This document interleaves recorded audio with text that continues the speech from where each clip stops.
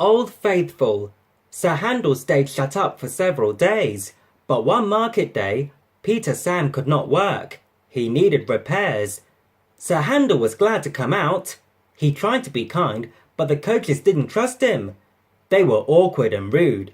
He even sang them little songs, but it was no use. It was most unfortunate too that Sir Handel had to check suddenly to avoid running over a sheep. Screamed the coaches.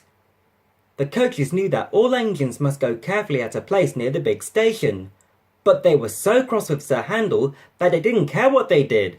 They surged into Sir Handel, making him lurch off the line. Luckily, no one was hurt.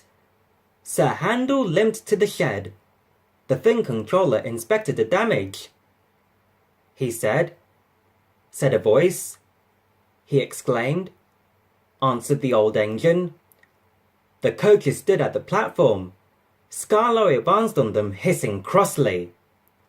He scolded, said Skarloey firmly. Quavered the coaches meekly. Skarloey might be old and have dirty paint, but he was certainly an engine who would stand no nonsense.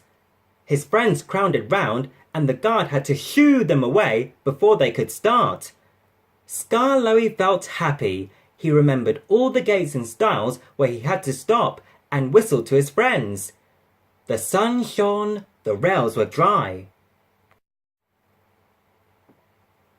He thought, but presently they began to climb, and he felt short of steam.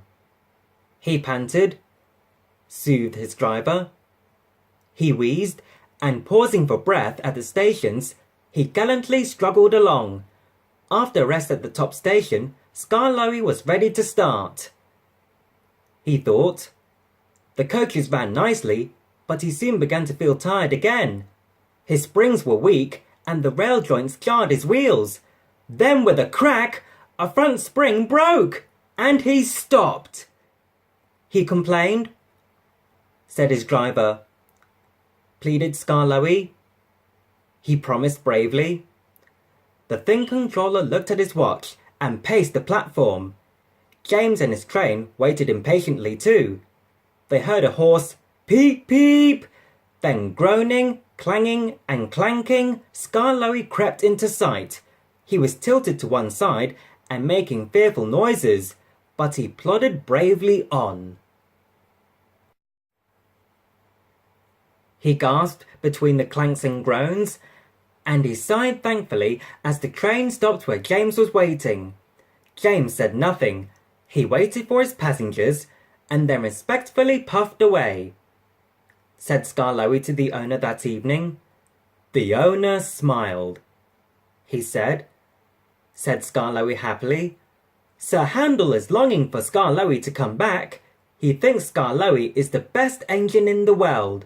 He does his fair share of the work now, and the coaches never play tricks on him because he always manages them in Skarloey's way.